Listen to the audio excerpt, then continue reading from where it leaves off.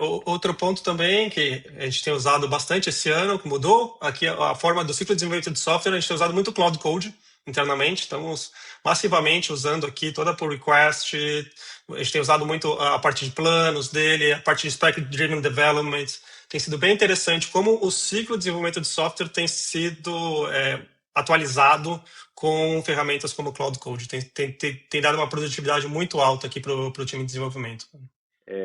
O que me surpreendeu foi realmente a capacidade da gente ter desenvolvedores full stack, literalmente, assim, tá? Uhum. Porque eu vinha de topologias mais tradicionais, onde, de novo, você tinha o pessoal de front, o pessoal de back, fazia-se BFF, etc e tal, né? Usava lá a questão de microserviços, por microcomponentes, etc e tal, mas eram dois universos sensivelmente à parte um do outro, né? Então,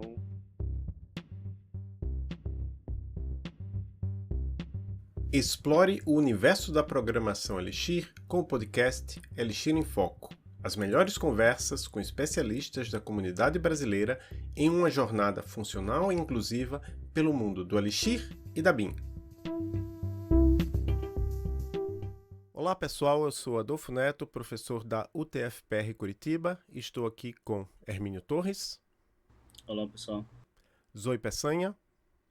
Olá, Cristãs. Meus colegas de equipe do podcast Elixir em Foco, o podcast da comunidade brasileira de Elixir.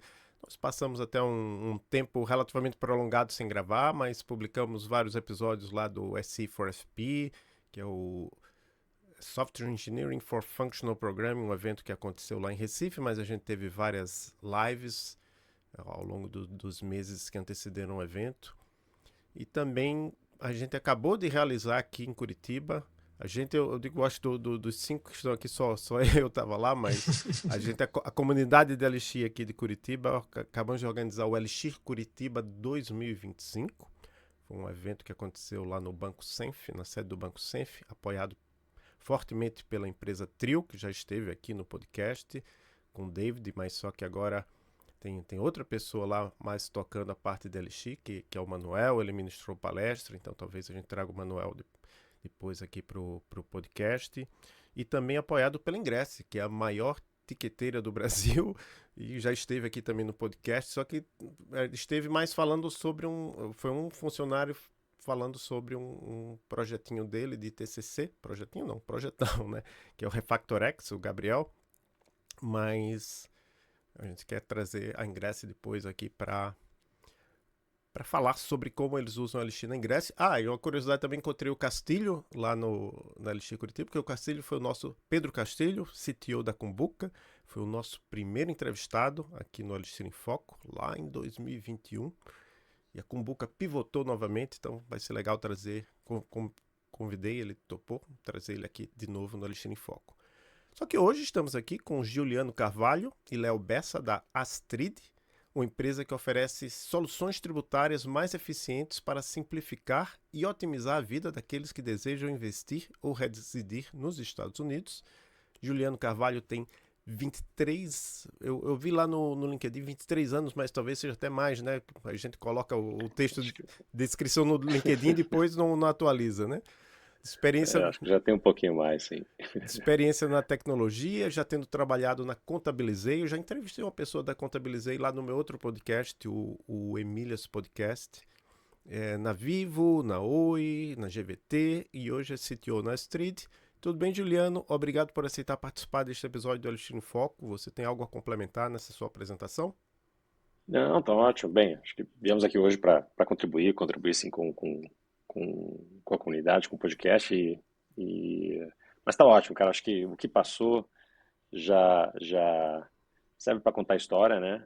Contar um pouco da experiência, mas acho que o mais importante é o que a gente faz daqui para frente, né? O que a gente está vendo de visão e o trabalho que a gente tem para fazer ainda. Obrigado pelo convite. Nada. Eu falo assim, 23, eu tenho muito mais tempo de academia de tecnologia, né? Eu entrei na faculdade em 1990, então já são... Mas eu comecei a mexer com computador na década... Eu realmente não lembro o ano exato, mas foi na década de 80 ainda. Então já fez, eu acho, mais de 40 anos. E estamos aqui também com Léo Bessa, que é cofundador da Astrid. Léo já trabalhou na iFood, Local Web. O sinal Local Web, não sei se o Léo sabe, foi onde aconteceu o primeiro evento presencial de Elixir no Brasil. Foi o Elixir Brasil 2018. O José Valim estava lá. E até eu aproveito aqui para abrir um parênteses, né? Que assim, a gente realizou essa Elixir Curitiba, mas a gente tem um sonho aqui em Curitiba, que é ter um Elixir Conf aqui no Brasil, de preferência aqui em Curitiba, e trazendo o José Valim de novo, né? Deixei o sonho aí, espero que o pessoal tenha pensamento positivo para que dê certo da gente realizar isso aqui. Caelo, né? Trabalhou lá na Caelo, entre várias outras empresas. A gente tinha uma lista grande lá no seu LinkedIn. Tudo Sim. bem, Léo? Ah, sim. Eu acho que faltou falar, né? Que você esteve na Elixir Days É verdade. 2024, palestrando, né? Então, Uhum. tudo bem, Léo? Obrigado por aceitar Tudo participar ótimo. desse episódio. Você tem algo a complementar nessa sua apresentação? Não, é isso mesmo, e mais uma vez obrigado pelo convite. Comunidade sempre traz, né, eventos, podcasts, é muito legal ver, né, a participação de vocês, né, puxando isso, então eu fico bem contente quando eu vejo um evento da comunidade ou um podcast sendo cultivado. Parabéns pelo trabalho. Maravilha. Então vamos entrar no bloco Elixir em Produção. Quem faz a primeira pergunta é o Hermínio. Oi, tudo bem? Bem-vindo, pessoal. A primeira pergunta seria o que é e o que faz a Astrid? Ótimo. Bom, a Astrid oferece serviços de contabilidade, né, principalmente para brasileiros que querem investir no exterior. Então, existem muitos brasileiros que investem já têm contas no exterior na pessoa física, tá? E para determinados tipos de investimentos lá fora, quantias, patrimônios lá fora, vale a pena se avaliar uma estrutura contábil inteligente, se vale a pena uma offshore, a questão de tributos, né? Fazer uma estrutura inteligente para essa questão de tributos. E o que a gente oferece são esses serviços de contabilidade, de abertura de empresa lá fora. Para abrir lá fora, você precisa fazer um KYC, precisa entrar em contato com a gente registrado. Então, a gente tem um contato lá, a gente tem um processo digital 100% online, em que a pessoa entra na nossa plataforma, solicita a abertura de empresa, a gente faz todo o processo, comunica para ela. Questão de dias, a pessoa tem a empresa aberta, mas não basta, a gente não para aí, né? A gente não faz só a abertura da empresa. A pessoa tem obrigações agora no Brasil, né? Declaração de imposto de renda. A pessoa tem obrigações nos Estados Unidos, onde ela está investindo, e tem obrigações na jurisdição onde ela abriu a empresa, muitas vezes nas Ilhas Virgens Britânicas. Então, a gente também oferece, dentro do pacote, os serviços para que a pessoa tenha acesso, né, a toda essa documentação necessária para cada uma das jurisdições onde ele está abrindo, para cada um desses passos, ela tem um contato. Então, ela consegue abrir a conta, vai na instituição financeira, onde que ela já tem lá a conta, alguma coisa, abre uma conta para a offshore dela, transfere o patrimônio da pessoa física para a pessoa jurídica, que também é da pessoa, e a gente faz a contabilidade anual dessa pessoa para ter tudo em dia, para que ela precise tá em dia, tá em tudo em ordem, o que ela precisa na empresa dela. É isso que faz. Foi claro? Ficou alguma dúvida? Não, foi claro. Quais são os países que vocês têm esse tipo de serviço? Olha, o serviço hoje em dia é oferecido para brasileiros, tá? Mas brasileiros que investem no mercado de capitais nos Estados Unidos, né? Não é qualquer empresa que o brasileiro quer abrir lá fora. Quem tem conta de investimento, que quer comprar ações, bonds, né? Quer comprar esse tipo, tem uma estrutura de empresa que investe no exterior, né? É um veículo de investimento, a gente chama Personal Investment Company, tá? Então a gente oferece para brasileiros que querem abrir querem ter recursos, né, ter patrimônio investidos nos Estados Unidos, e a gente trabalha com algumas jurisdições, principalmente Ilhas Virgens Britânicas, mas temos alguns casos onde vale mais a pena Bahamas, tá, em alguma outra jurisdição. Depende do posicionamento, do interesse do cliente, tá, mas a maioria deles preferem escolher Ilhas Virgens Britânicas por causa da isenção do imposto de ganho de capital, tem essa questão de sucessão patrimonial também, a gente acompanha, e dependendo do cliente, a gente direciona para o que for melhor para ele. Acho que complementando, Léo, até o que você colocou, Claro. acho que principalmente pegando esse pedacinho final, né, muitas desses investidores que estão levando dinheiro lá para fora, eles enfim, é uma decisão pessoal de dolarizar o patrimônio, né? E pensar na sucessão patrimonial, né? Pensando em como é que aquela sucessão vai acontecer. E aí, dada a legislação norte-americana, bem, de novo, porque os Estados Unidos é um dos maiores mercados, né, de captação de investimento, tem uma economia pujante em diversos aspectos, né? Então é uma economia muito dinâmica, oferece uma quantidade de ativos muito grande. Mas também é importante entender que dentro dessa legislação, se você não é, um residente ou não é, né,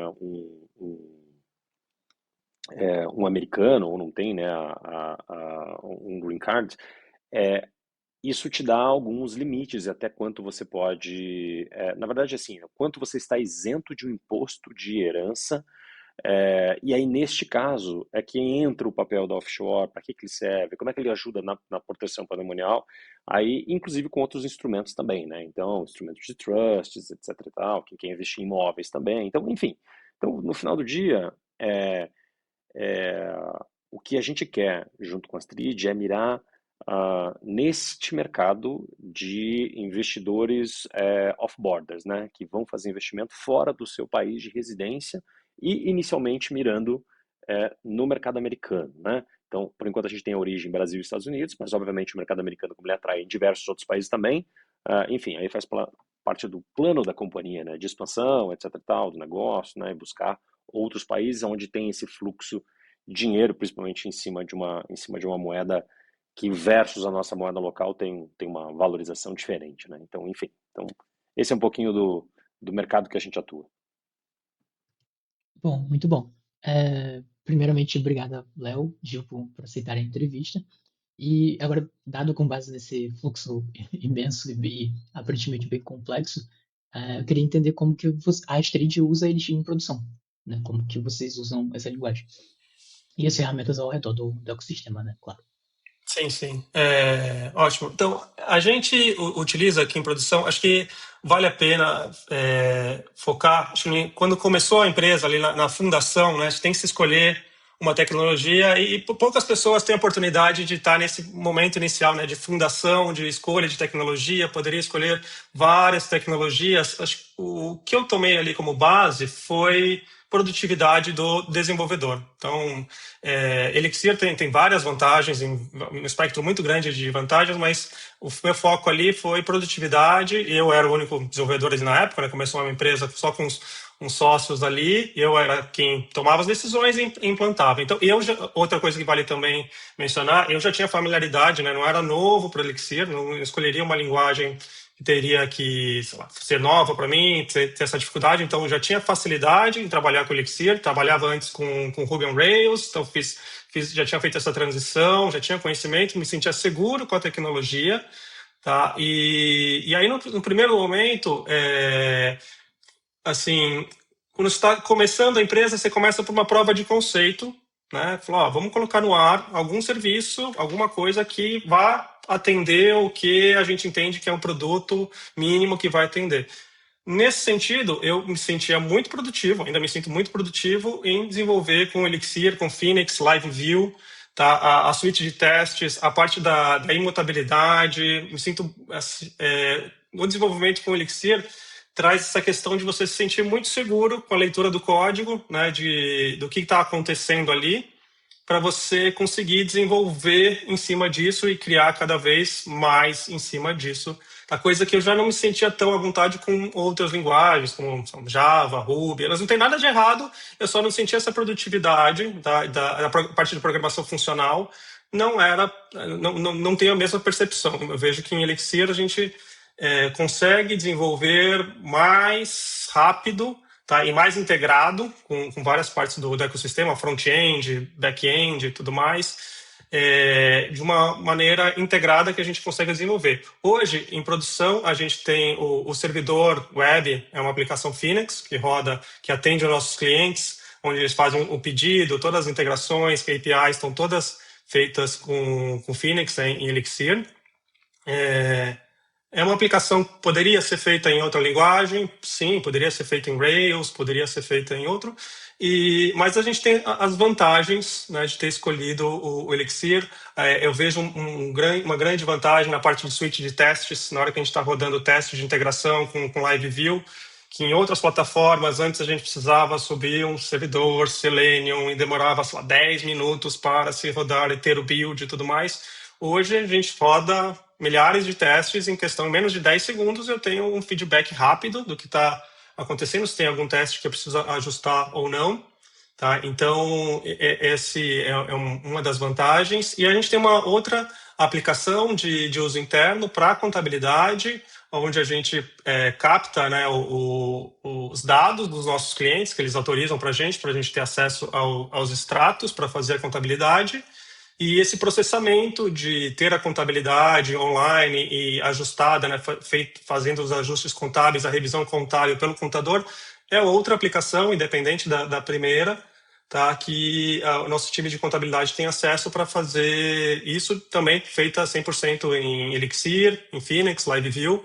E eu vejo muita vantagem nessa questão do LiveView estar integrando front-end e back-end, e ter só um time de desenvolvimento ali que sabe ao mesmo tempo escrever a parte de front, a parte de back, e não precisa ter uma integração terceira, né?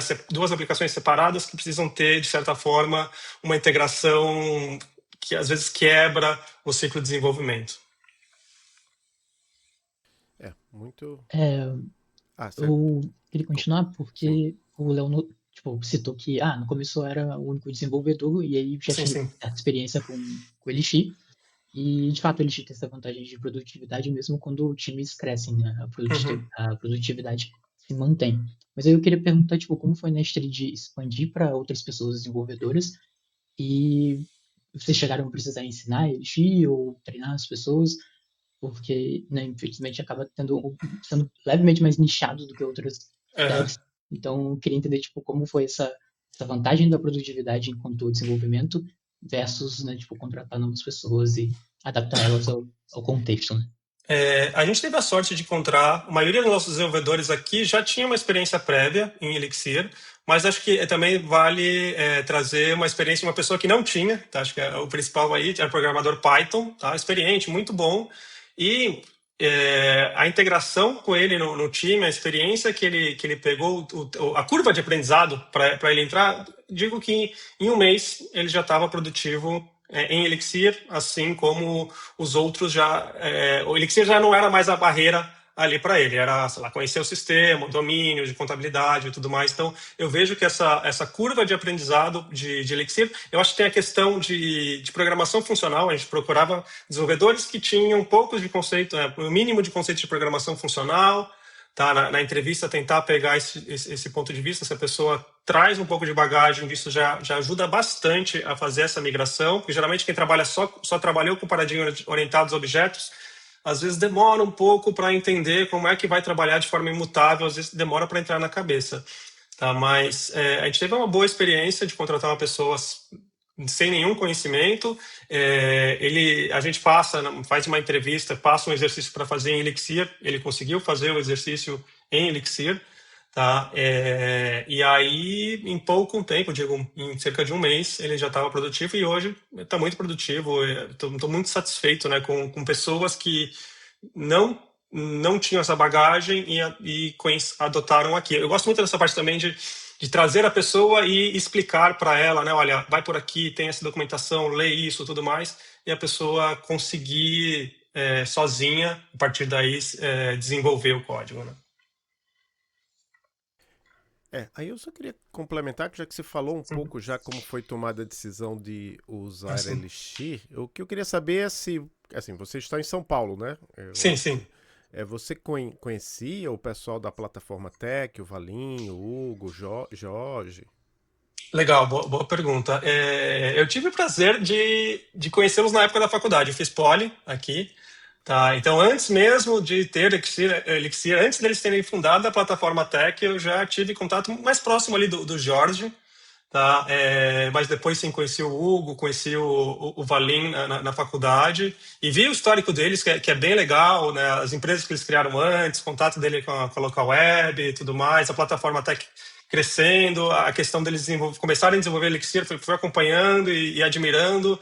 E deixo aqui meu parabéns para eles. Os caras, a gente geralmente fala de Elixir, fala de Valim, mas todo o time ali da plataforma Tech tá de parabéns, porque imagina, você fundou uma empresa e aí dentro da empresa tem uma pessoa muito boa como o Valim e você, olha, o Valim chegou um determinado momento que ele pensou, olha, quero me dedicar a fazer uma linguagem que pode ser que dê certo, pode ser que não dê certo, tá? E como empresa lá, os fundadores, os sócios tiveram que pensar e avaliar e falar, não, Valim, vai fundo, a gente acredita em você, isso aqui vai ser bom para a empresa, a gente vai se beneficiar, se der certo vai se beneficiar. Então, eu vi essa história deles e estão de parabéns por toda a trajetória que eles têm, desde a época da faculdade, já dava para perceber que eram pessoas diferenciadas, tá? Então, eu tive esse prazer de conhecê-los na faculdade e até hoje tenho essa amizade. O Valim faz tempo que eu não encontro com ele, só em evento, assim, tudo mais, acho que tive mais contato talvez com ele na época da Poli e aqui no Brasil, depois dos eventos, ainda não tive mais, não retomei o contato com ele pessoalmente, mas sempre que tem evento, encontro com o Jorge, com o Hugo, com o pessoal da plataforma Tech, tenho uma grande admiração por eles. O Jorge e o Hugo estavam lá na Elixir. Estavam, sim. O Valim não estava, mas aí, ó, já fica convite para você É, vir. tá, Valim. Caso dê certo a Elixir Conf em 2026 com o Valim, você está convidado também. Convidado também a submeter uma palestra e participar como palestrante. E aí a curiosidade adicional é que assim, a gente, de certa forma, estava circulando mais ou menos nos mesmos ambientes, porque entre 2003 e 2007, eu vi aqui no seu LinkedIn que foi entre 2005 e 2009 que você fez graduação, eu estava do outro lado da rua. Estava lá no USP fazendo doutorado. Né? Então, tá. Estava circulando. Eu raramente ia para Poli. De vez em quando eu ia lá para FEA, né? FEA que tem uns prédios bonitos lá. Né? 2004 eu estava lá fazendo bacharelado em matemática aplicada e computacional noturno. E aí depois eu prestei novamente. Aí em 2005 legal. Entrei na Poli. Então a gente estava lá no IME na mesma época. Joia. Então, agora a pergunta do Hermínio. Então, além de Elixir, que outras tecnologias vocês utilizam na Street? Boa. Bem, majoritariamente a gente usa Elixir mesmo, tá? As outras tecnologias, assim, a gente fala de infraestrutura, a gente usa bastante a Amazon, usa o Heroku, o banco de dados Postgres. A gente não tem muita coisas que requerem algo assim sofisticado além do banco de dados Postgres, a infraestrutura na Amazon. A gente simplifica também, faz deploy com Heroku, algumas vezes também, que atende muito a nossa necessidade. Tá? Alguns lugares a gente tem fila do SQS. Outra tecnologia que a gente usa, que é interessante aqui para fazer gestão da infraestrutura, é o Terraform. Tá? Muito prático para a gente. Quero fazer atualização de DNS, atualização de alguma política interna de filas e tudo mais. Então, é isso. Não temos muita surpresa, não tem algo muito diferente do que o pessoal usa por aí, tá?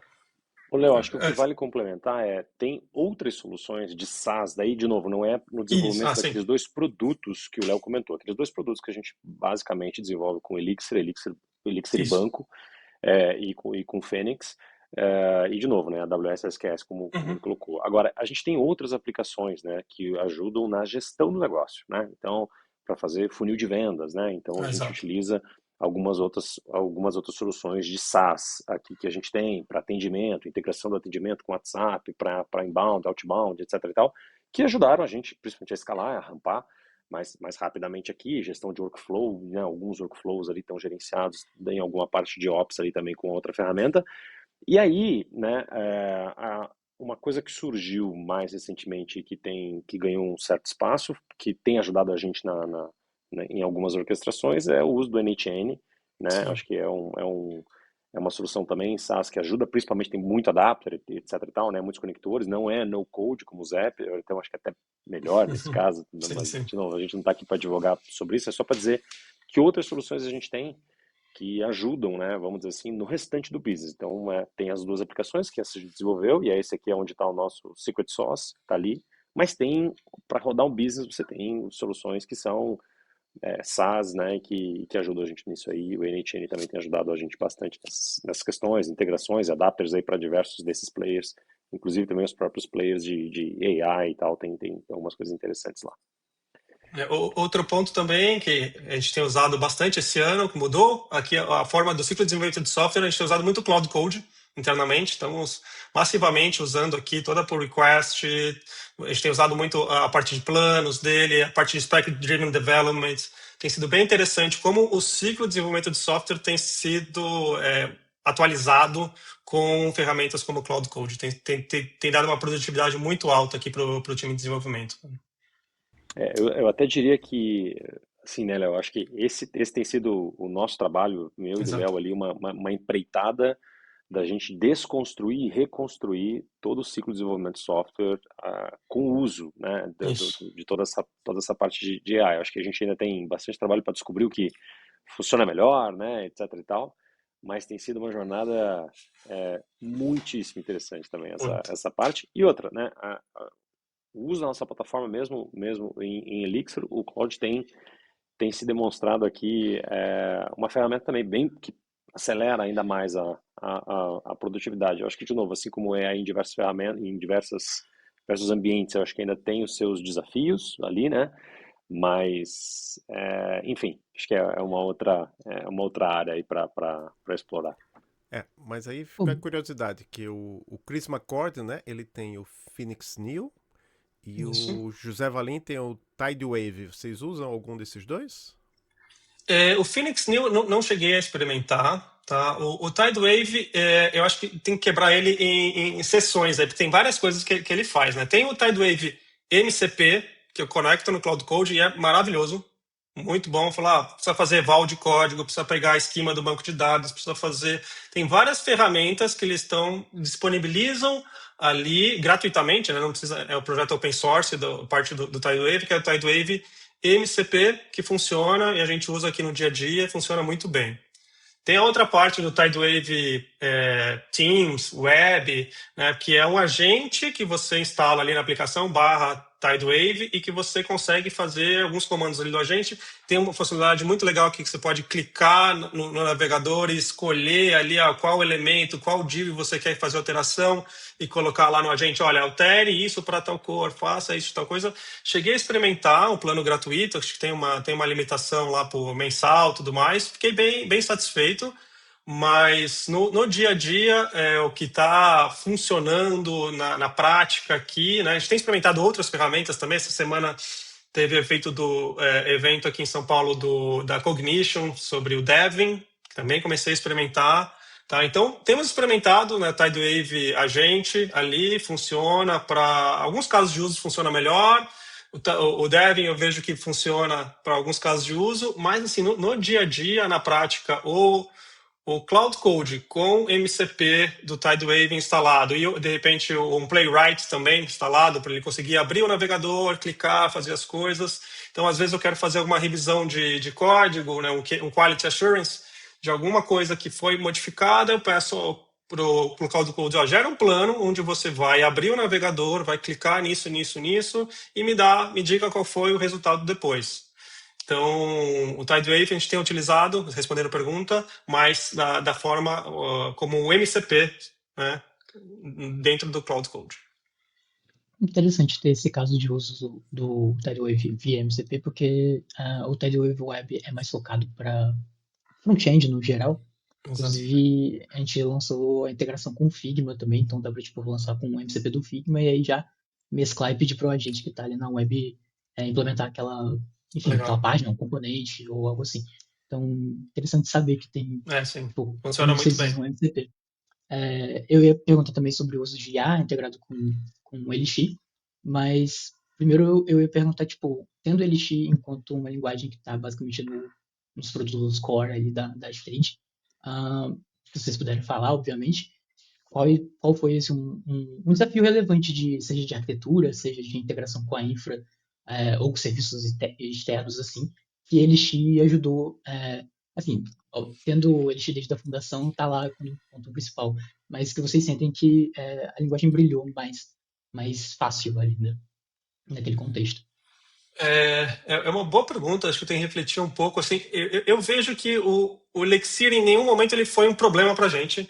E aí o fato deles não ter sido nenhum problema, né? Tipo, às vezes a tecnologia é aquele gargalo, aquele ponto que, olha, chegou nesse ponto aqui. Acho que em nenhum momento da empresa o Elixir foi visto como algo que estava limitando alguma coisa, então por isso já é um benefício, né? Ele permitiu o avanço do desenvolvimento do software muito rápido, né? A questão de a gente escrever lógica de negócio nele, putz, é bem interessante a gente conseguir escrever de forma funcional, bem testada. A gente, internamente aqui, acho que as decisões que a gente teve que tomar de mudança foram mais na arquitetura, na persistência dos dados. A gente persistia os dados numa plataforma e passou agora a persistir em Postgres. Então, teve uma mudança, mas o Elixir continua sendo, né, a engine ali, onde está o core contábil e tudo mais. A gente mudou a camada de persistência, mas continua usando o Elixir ali como mecanismo, como plataforma. E em poucos, assim, são exceções onde a gente precisaria usar alguma coisa do Elixir, por exemplo, Gen Server, a gente deve ter um ou outro que a gente precisou escrever manualmente para escrever. Então, a própria base, assim, o suporte que a gente já tem usando o Phoenix internamente, ele já traz várias escolhas por trás ali que evitaram que a gente tivesse fazer alguma mudança na plataforma. Então, a gente foi fazendo escolhas certas dentro do Elixir. A questão do ajuste, a gente está fazendo uma migração de uma camada de persistência que persistia de um modo os dados contábeis e agora a gente está persistindo de outro. E nesses dois projetos, Elixir são a base comum, né, de código. Gil, você quer complementar alguma coisa dessa parte de... Assim, eu diria que o que me surpreendeu, né, Uhum. de novo, eu não estava aqui na fundação, mas acho que até para fazer um contraponto aqui, né, com o Léo, o que me surpreendeu foi realmente a capacidade da gente ter desenvolvedores full stack, literalmente, assim, tá? Uhum. Porque eu vinha de topologias mais tradicionais, onde, de novo, você tinha o pessoal de front, o pessoal de back, fazia-se o BFF, etc e tal, né? Usava lá a questão de microserviços, por microcomponentes, etc e tal, mas eram dois universos sensivelmente à parte um do outro, né? Então, eu diria que aqui sim, a gente não tem pessoas que são front, exclusivamente front, sabe? Puros front. Não temos. Então, assim, Exato.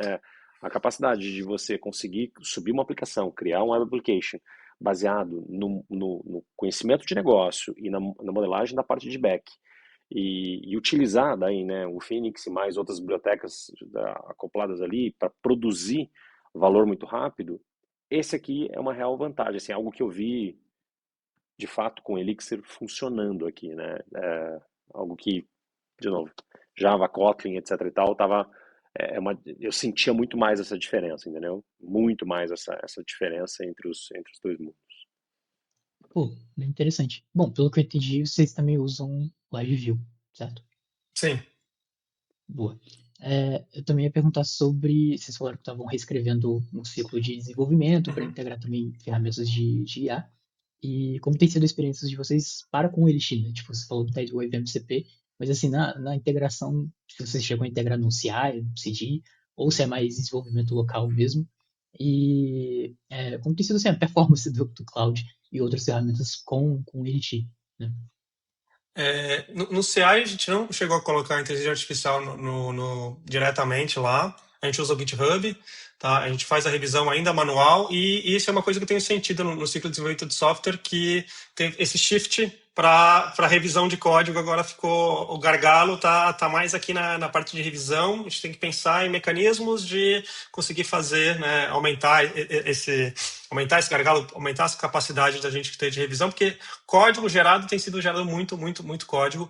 O que eu tenho visto aqui de experiência com Cloud Code é colocar os guardrails, definir quais são as skills, habilidades, colocar recursos de inteligência de arquitetura de código.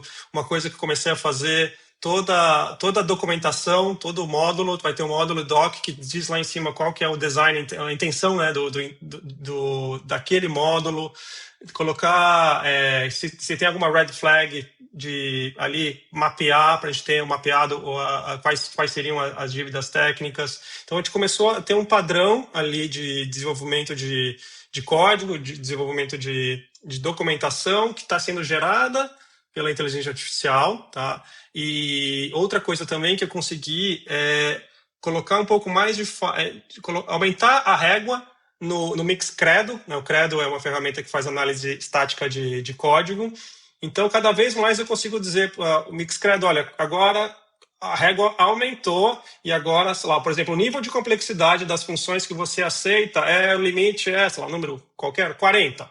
E aí ele vai, toda vez que ele está desenvolvendo, na hora que eu faço a pull request, ele veja, olha, tem alguma função que passou esse limite? Se tem, vamos quebrar essa função em funções menores, vamos criar algum módulo e tudo mais. Essa parte, ele dá o feedback e o desenvolvedor decide, né, como é que vai fazer e tudo mais. E é rápido também, olha, quebrar uma função em funções menores para a inteligência artificial também é bem tranquilo. Então, eu tenho trabalhado nessa parte de colocar mais critérios, ou critérios mais rígidos para qualidade de código estática, que é muito rápida também, né? Então a gente consegue rodar a suíte de testes em 10 segundos, a gente consegue ter um feedback do Mix Credo em pouco tempo, a gente consegue ver rapidamente, olha, tem esse trecho de código está duplicado e você consegue passar para ele. E outra coisa que eu tenho percebido também, que tem feito a diferença aqui no ciclo de desenvolvimento de software, são como a gente escreve os testes e, mais especificamente, como é que a gente escreve aonde que o teste errou, onde que o teste, a asserção, né? Qual foi a asserção que falhou e por que ela falhou. Um padrão bem comum para quem escreve código de teste, principalmente de live view, é comparar se uma string existe no HTML. Vê se essa string igual to, se o HTML igual to um pedacinho de uma string. E que se dá certo, maravilha. Mas se dá errado, não tem uma informação de qualidade boa para um Cloud Code pegar. Olha, era para ter essa string nessa HTML inteiro, então a gente tem procurado aqui evitar esse tipo de asserção e colocar asserções do tipo, olha, espera-se que dentro daquela, aí coloca um escopo do HTML, olha, aqui, a gente procura escrever um HTML mais semântico, olha, aqui nessa div era para ter esse valor. E aí, se o teste falha, ele gera um feedback mais claro de como o Cloud Code ou qualquer outro agente pode se fazer. Então, eu vejo essas mudanças no ciclo de desenvolvimento. Antes, para o desenvolvedor, não faria muita diferença ele olhar isso, ele não ia olhar toda aquela HTML, mas a gente sabe que o agente está pegando toda a HTML e colocando como input. Então, você tem vários testes quebrando, acabam não usando com eficiência os tokens disponíveis. Então, a gente tem reescrito alguns testes e os novos testes pensando em dar um feedback coeso, coerente e compacto, né? Apenas com a informação essencial para ele conseguir corrigir os testes. Então, a parte de teste também tem sofrido melhorias, né? Assim, a parte do ciclo de desenvolvimento de software, a parte de teste tem se adaptado com essas novas ferramentas. Léo, mas eu também acho que ainda tem um espaço, né, para a gente encontrar e explorar ali cada vez melhor. Acho que o que a gente acho que a analogia que a gente sempre usa é literalmente a dos guardrails, né? Então ele tem que permitir que a gente tenha velocidade, mas que fique dentro de um threshold ali, né, do que a gente está colocando da parte de design. E eu acho que aqui tem sido, né, o trabalho, né, de acertar um pouquinho mais para lá. A gente começou agora a fazer também aquela parte de design system, né, Laura? Então, mesmo para a parte de componente, de front, etc e tal, como é que a gente acopla literalmente um documento de design system dentro do desenvolvimento para a gente conseguir ganhar essa velocidade? Porque eu diria que a gente ainda tem algum desafio na verbosidade, né? De vez em quando fica um pouquinho mais verboso do que deveria ficar e tal. Então, como é que a gente vai acertando? Mas eu acho que é um trabalho de tunar, e aí eu acho que não tem a ver com uma especificidade dessa tecnologia. Eu acho que tem a ver com o uso de LLM aplicado a desenvolvimento de software, né? Então, enfim, a parte boa de ter um time coeso, um time técnico bom, é que a gente consegue experimentar rápido e ver essas coisas ali na prática, se estão funcionando, se não estão funcionando. Mas, em gerais, assim, acho que para traduzir, acho que a proficiência, no caso, a gente está usando Cloud Code aqui, em Elixir, não é ali que está realmente o ponto. Eu acho que está aí a Exato. gente setar como que a gente quer que seja produzido aquele produto final da parte de código. E daí, de novo, né, o gargalo começa a se deslocar, não um gargalo, mas talvez a geração de valor começa a chegar em fazer uma boa crítica na hora de fazer a review, como o Léo Exato. comentou aí. E já que a gente falou aí sobre várias questões relacionadas às pessoas, uma questão que muitas pessoas têm na comunidade é a questão da forma de trabalho, né? O trabalho é remoto, é presencial, é híbrido, é síncrono, assíncrono? Como é que é o trabalho na empresa Astrid? Não precisam se restringir a esses aspectos, podem ser outros aí também. Não, a gente trabalha de maneira. A empresa nasceu remota, tá? A gente continua trabalhando de maneira remota, até facilita a contratação, né? Porque a gente sabe que tem desenvolvedor de Elixir por todo o Brasil e a concentração está tão grande só em São Paulo, só em Curitiba e tudo mais. Então a gente tem desenvolvedor em Brasília, tem no Rio de Janeiro, tá? Tem aqui em São Paulo. E a gente trabalha de forma síncrona, a gente faz uma daily todo dia de manhã, tá? A gente reúne o time, alinha os pontos, usamos o Slack, tá? Eventualmente, se precisar resolver algum ponto, chamamos, usamos o Google Meet para a gente sincronizar tudo. Acho que tem bastante parte importante para revisar código, para alinhar direcionamento com a pessoa que faz a gestão do produto, tudo mais. A gente faz essas chamadas síncronas, mas a gente tem a liberdade de trabalhar. Um dia alguém precisou fazer alguma coisa, vai entrar mais tarde, vai sair mais tarde, a gente já se alinha.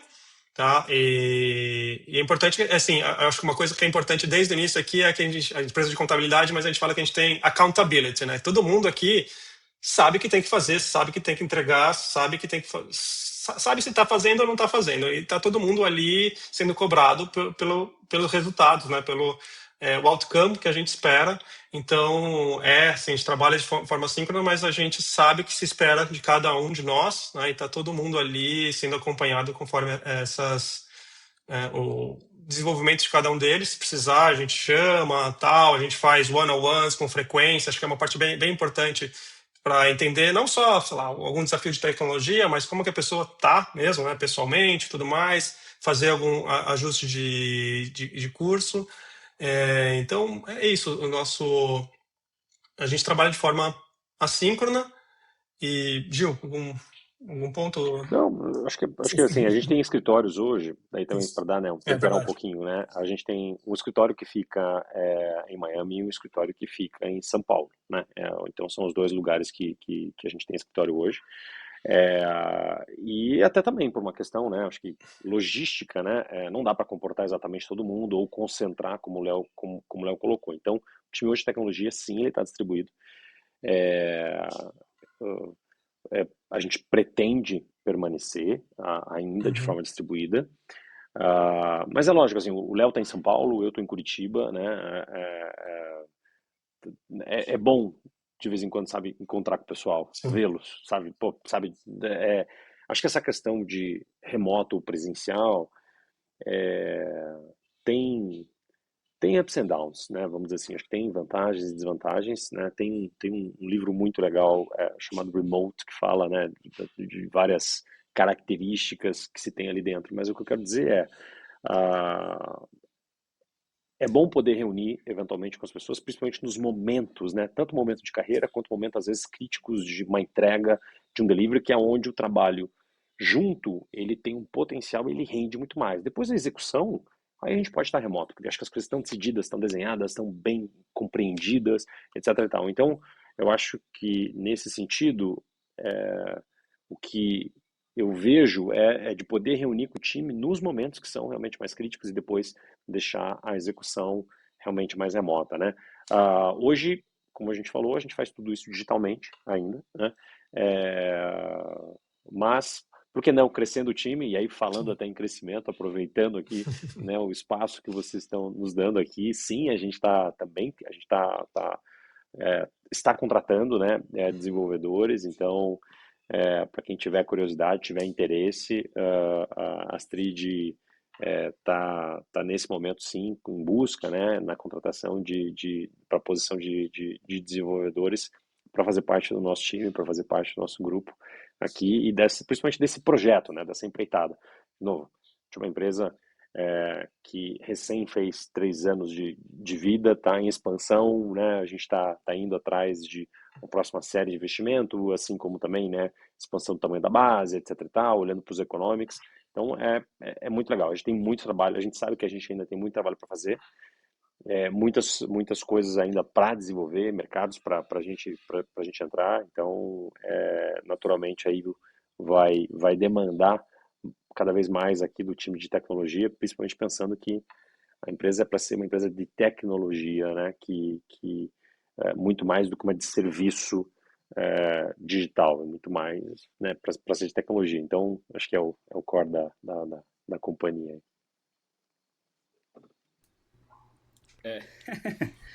O Leandro se antecipou aí, acabou pegando um pouco aqui, uma das minhas perguntas, né? Mas hoje a Astrid conta com quantas pessoas, no caso? Nós somos aproximadamente quase 40 pessoas, contando ponta a ponta, tá? Todos os times, né? O time de força de vendas, o time de ops, o time de tecnologia. Então, hoje aí, aproximadamente 40 pessoas. Eu queria voltar um pouco ali nessa parte ali das bibliotecas e tudo mais e fazendo uma outra referência a Elix Days, eu lembro que o Léo chegou a comentar alguma coisa sobre BPM, né? Não sei se ele estava Sim. desenvolvendo um framework ou se ele estava investindo em algum framework já utilizado e se vocês utilizam hoje para o processo de vocês, né? Essa parte. Boa pergunta. Na época ali eu estava bem empolgado, eu queria começar um projeto novo de BPM e tal. Tinha visto, tinha avaliado o Camunda, que é um bem interessante, eu achei bem legal.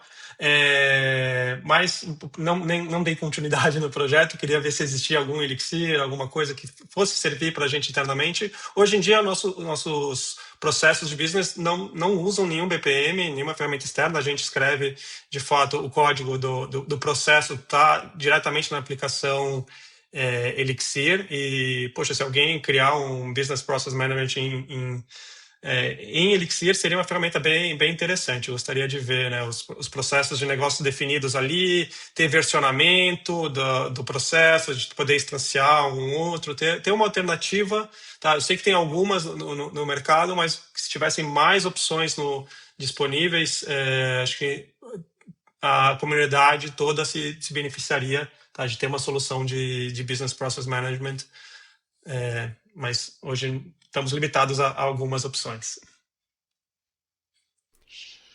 Muito bom. Então agora a gente vai chegar à parte de outros assuntos, né? Eu vou falar primeiro com o Léo, depois a Zoe vai fazer uma pergunta para o Juliano. Léo, você fez uma apresentação lá na Elixir Days 2024. Sim. Eu queria saber, foi a primeira experiência de palestrar para a comunidade Elixir? Como é que foi a experiência? É verdade, foi para a comunidade de Elixir, sim. Eu já tinha feito apresentações há muito tempo atrás para Ruby. Tá lá, acho que talvez na época da KL ou da Local Web, tinha feito algumas apresentações. Fazia tempo que eu não fazia nenhuma apresentação. Foi bom, né? Voltar assim. Acho que a gente se força, né, a colocar uma data que a gente tem que fazer alguma coisa, pensar o que a gente vai ter que dizer, ajustar o timing, fazer essa experiência de preparar o talk é bem interessante e faz a gente crescer, né? Faz a gente pensar, putz, o que é que eu preciso falar, qual o ângulo que eu quero trazer e como é que eu quero prender a atenção. E, de fato, para a Elixir foi a primeira vez que eu apresentei para a comunidade Elixir. Muito bom. Eu ia perguntar para o Gil, né? Você é engenheiro de computação e tem uma vasta carreira de experiência. E eu queria perguntar, tipo, como foi essa trajetória, né, de entrada no desenvolvimento de software? E aí, não sei se você chegou a seguir uma carreira mais gerencial dentro da experiência, até chegar enquanto CTO. Hoje, né? Tipo, a gente meio que sabe para empresas numa escala mais inicial, assim, o CTO meio que faz tudo, tá de todas as fontes, mas como essa experiência de uma carreira gerencial, mais técnica, até chegar na parte de negócio, né, de fato. Legal. Zoe, assim, É interessante porque assim, aparece muitas oportunidades, principalmente quando você está no começo de carreira, né? As coisas vão se abrindo. Por mais que você queira desenhar especificamente, eu acho que vai muito de onde você está, as oportunidades que aparecem, como é que você consegue desenvolver essas oportunidades. E eu tive, primeiro, muita sorte. Eu acho que também, né?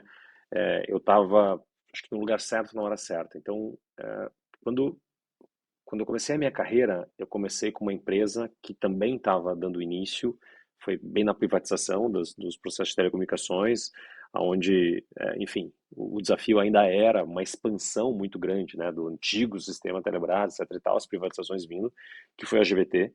Então, uma empresa com muito apetite.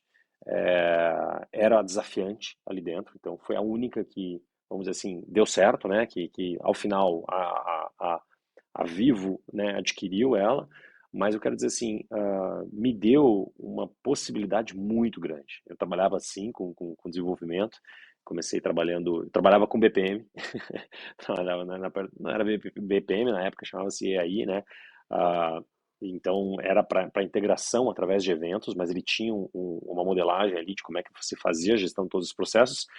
E aí aqui me ajudou bastante a conhecer muito do negócio, né? E eu acho que mais do que a parte de tecnologia, quando alguém me pergunta, eu acho que conhecer do business e saber aonde você tem oportunidade, o que você pode fazer para gerar valor para o business, eu acho que continua sendo o grande diferencial. Então, se serve, acho que, né, como conselho, eu diria que esse continua sendo o principal valor agregado, né? Você entender realmente o que é que você tem na tua mão, não se limitar a exclusivamente a parte técnica, mas entender qual é o valor que aquilo realmente gera, qual é a criticidade daquilo que você está envolvido. E isso, eu sempre fui muito curioso nisso, sempre fui, quis entender bastante, etc e tal. E aí isso foi abrindo para mim várias possibilidades. Como eu te disse, assim, eu estava numa empresa que estava crescendo muito bem, então muita oportunidade foi surgindo. E aí sim eu pude assumir uma equipe é, de desenvolvimento, primeiro com coordenação, depois eu fiquei como gerente de integrações, gerente de arquitetura, etc. Tal. Enfim, fui crescendo na carreira dentro dessa empresa. Continuei no segmento de telecom, mas fiz um movimento, né? Fui para o Rio, depois voltei, participei ali principalmente do projeto de fusão, né? Depois. E aí chegou um dado momento que o mercado de capital estava super aquecido, muita startup aparecendo e tudo quanto é lado. E aí eu vi que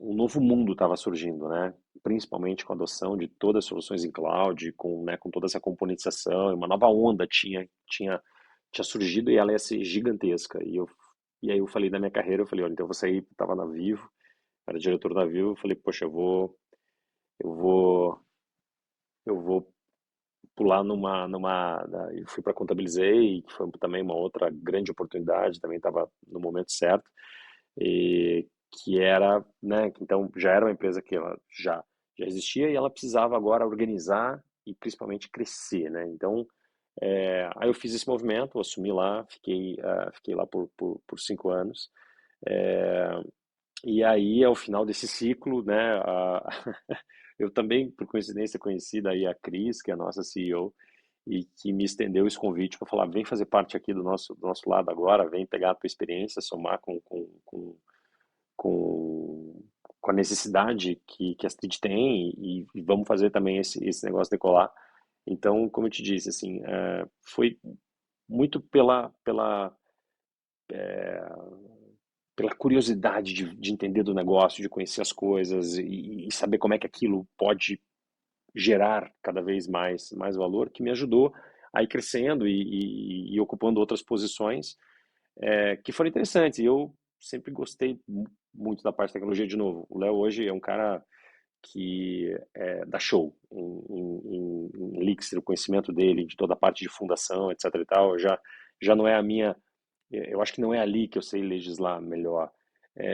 Em compensação, acho que, né, as cicatrizes que ficam pelo caminho dos grandes projetos, de grandes coisas que você faz, te ajudam bastante a entender como é que você consegue montar essas coisas de uma maneira um pouco diferente e tá sempre se provocando e sendo provocado. Acho que essa é a parte mais legal de todo trabalho, né? Tá aprendendo com uma equipe nova é sempre muito, muito divertido. Mas, como eu te disse, assim, é um trabalho que é muito, muda um pouco, né? Quando você vai um pouco para essa parte mais de gestão, é um bônus e um ônus diferente, né, no que é que você tem que atuar, mas ainda, acho que de novo, muito próximo entender como é que a tecnologia é um meio para você chegar aonde você quer chegar, né? Então, acho que isso é muito legal. Muito bom. Vocês têm mais alguma pergunta? Zoe, Hermínio? Não? Então, Acho eu sim. tenho. Eu Não, ia pode. perguntar sobre quais são as indicações, sei lá, de material, livro que vocês recomendam, né? Tanto, sei lá, da parte técnica, assim, para Elixir ou para chegar no cargo, na carreira que vocês têm hoje. Tem alguns livros ou material que Você impactaram, assim, tem vocês muitos, têm agora a gente recomendação? tem muitos, vou procurar selecionar. Eu gosto muito de ler livros, e não só livros de tecnologia, né? Livros sobre design de código, design, filosofia, tudo mais. É bem bastante, bem interessante. Acho que assim, de Elixir, acho que eu não tenho nada para colocar de livro novo que o pessoal da comunidade já não conheça. O livro de Dave Thomas, os clássicos aí. Então, a própria documentação do Elixir é maravilhosa, tá? Se quem quiser aprender, tem muito material ali. Acho que especificamente para Elixir, acho que talvez o livro do Bruce Tate, Design OTP Architectures, é muito bom. Acho que traz um pensamento diferente um pouco sobre arquitetura. Recentemente eu estou lendo o livro do John Osterhart, que é o Filosofia de Design de Software. Também um livro muito bom, que faz a gente repensar, né, o que a gente valoriza dentro de um software, faz um contraponto ali com o Uncle Bob e tal, bem legal. E da parte assim mais filosófica, assim, um pouco mais assim, não de tecnologia, eu vou apontar A Teoria das Restrições, um livro que o Gil me indicou logo que ele entrou aqui. Tem um livro chamado A Meta, em português, The Goal, em inglês. O autor é o Elia Goldratt. E ele é um livro sobre filosofia de gestão, né, vamos dizer assim, né, sobre uma teoria chamada Teoria das Restrições, que é uma teoria bem interessante, tá, bem profunda. E uma coisa que é curiosa também sobre esse livro é que é um livro sobre gestão escrito na forma de romance.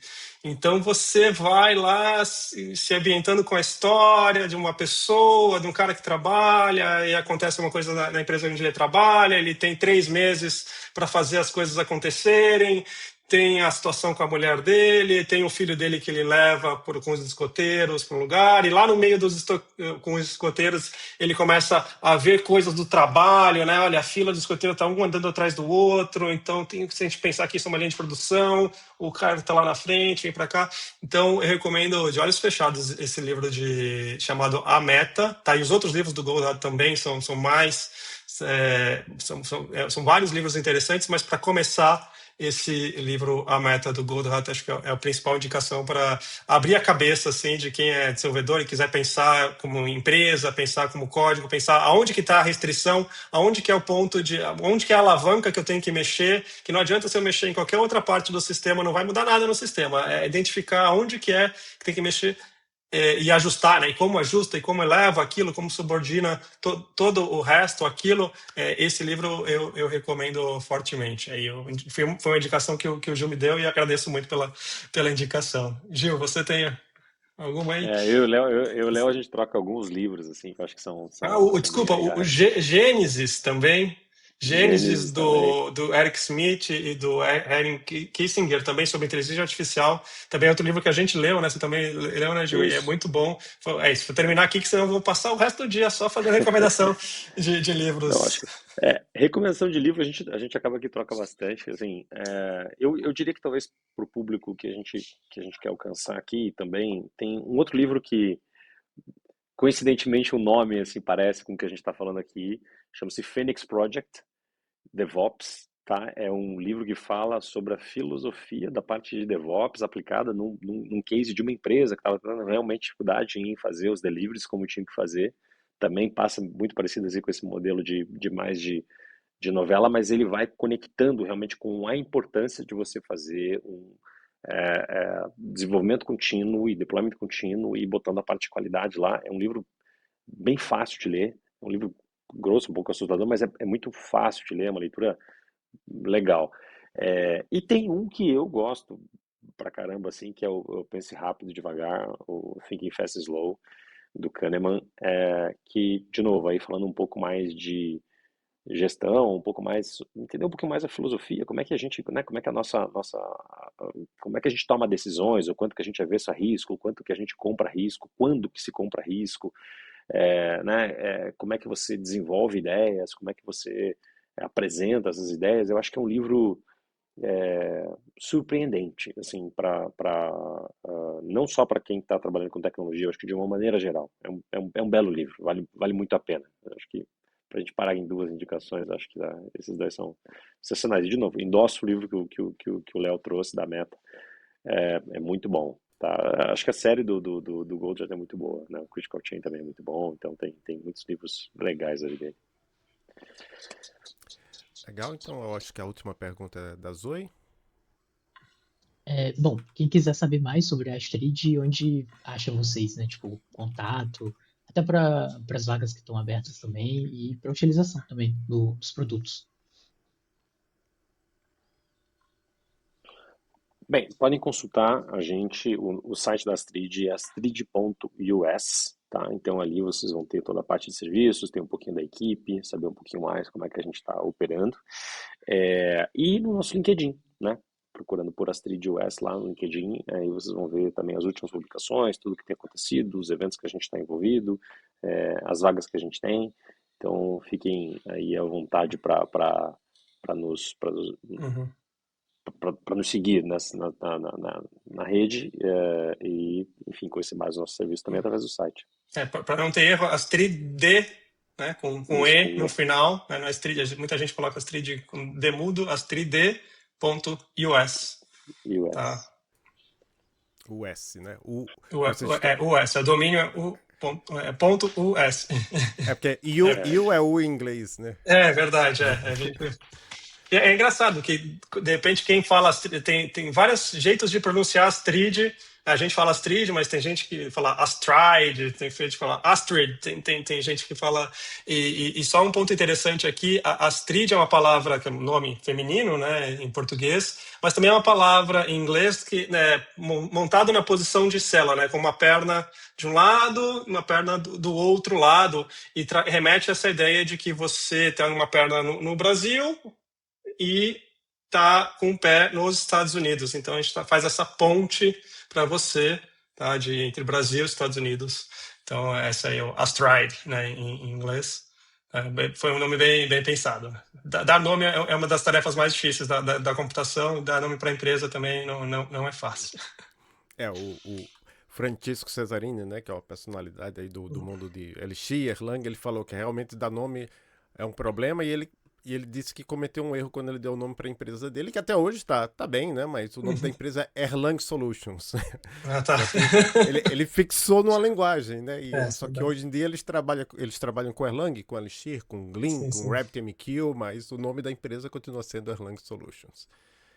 Enfim, Juliano, muito obrigado por participar do Elixir em Foco. Você quer deixar uma mensagem final para a comunidade brasileira ou falante de português do Elixir?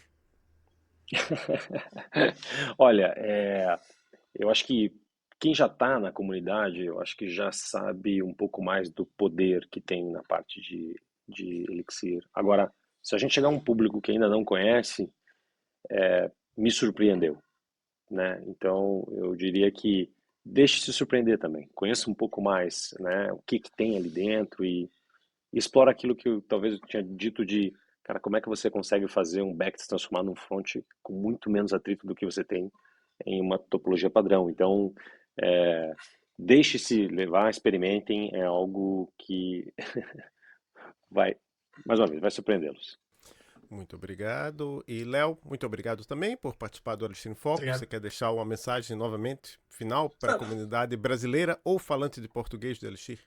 Eu acho que é bem interessante deixar um recado para quem não conhece a comunidade, que é uma comunidade muito, muito receptiva, assim, você se sente muito em casa. Você vai nos eventos de Elixir, é um evento gostoso, onde você sente a vontade de falar o que você pensa, tudo mais, onde você consegue expor ideias diferentes, trazer ideias complementares, tal, trazer assuntos que não são muito debatidos em outros lugares. Tá? Em comparação com, não quero falar mal de nenhuma outra comunidade, mas você vai em comunidades maiores, tudo mais, me parece que é algo assim muito distante de você conseguir conversar com alguém que está lá no palco, ou alguém que foi o criador da linguagem, ou alguém que trabalha no dia a dia. O fato da comunidade, é muito receptiva. Então, a comunidade está de parabéns, né, por quem está trazendo essas pessoas. E o próprio um evento lá, veio o Bruce lá dos Estados Unidos, veio para cá e estava ali pertinho, tal, conversava, o cara gente boa, tirei foto com ele, com a esposa, tudo mais. É algo assim diferente que você não se vê.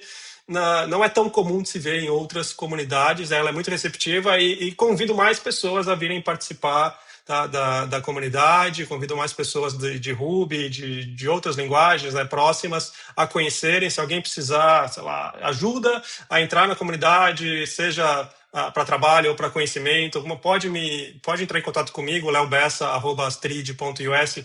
Manda e-mail para mim. Eu quero trazer mais pessoas para a comunidade, quero ter contato com essas pessoas que estão interessadas, e quem estiver dentro também pode entrar em contato comigo, fique à vontade. Esse senso de comunidade é uma coisa que nos faz maior, né? O todo é maior que a soma das partes. Então a gente está de parabéns à comunidade e que ela continue crescendo.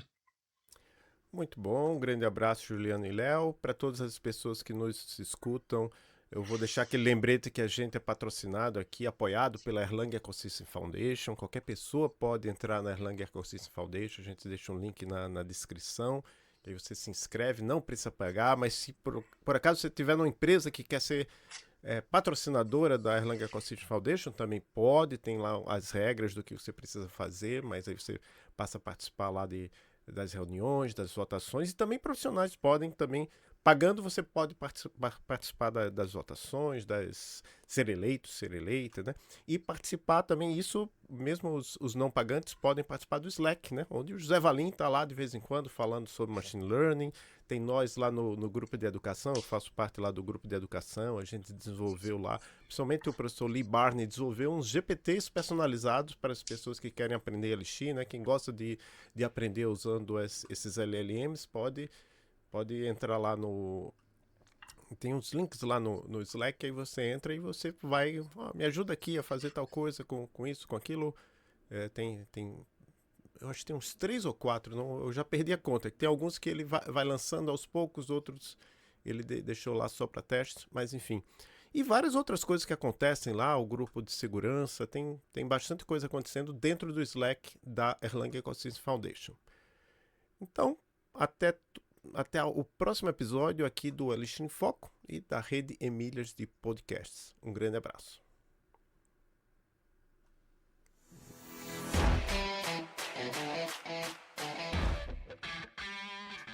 Este é um episódio da Rede Emílias de Podcasts, que é uma iniciativa dedicada à divulgação de conteúdos relevantes nas áreas de tecnologia, ciência da computação e engenharia de software, com foco especial na diversidade e inclusão. Esta rede abrange 5 podcasts distintos, cada um com seu propósito único, uma audiência dedicada, e esses podcasts fazem parte das atividades de divulgação científica e extensão do Programa de Pós-Graduação em Computação Aplicada, PPGCA, da Universidade Tecnológica Federal do Paraná, UTFPR, no campus Curitiba. Esta rede está associada ao programa de extensão Emílias Armação em Bits. O coordenador da rede Emílias de Podcast é o professor Adolfo Neto, sou eu, e a coordenadora do programa de extensão Emílias Armação em Bits é a professora Maria Cláudia Emer. Estamos nas redes sociais, principalmente nos meus perfis pessoais. Eu estou no Blue Sky, em @adolfont.github.io. Estou também no LinkedIn, AdolfoNT. O Emílias tem um perfil no Instagram, Emílias_UTFPR. E o Fronteiras tem também um perfil no Instagram, FronteirasES. São as redes que a gente procura manter mais atualizadas. Mas, claro, se você não quer nos seguir em nenhuma rede social, você pode simplesmente nos seguir nos aplicativos de podcasts, como Pocket Casts, Apple Podcasts, Spotify. É só procurar pelo nome do podcast e clicar em seguir. Ou no YouTube, onde também nós publicamos nossos episódios. De novo, é só procurar pelo nome do podcast e seguir o canal. Só não no caso do Emílias, que no caso do Emílias Podcast Mulheres na Computação, você tem que seguir o canal do Emílias Armação em Bits. É isso, pessoal. Até o próximo episódio da rede Emílias de Podcasts.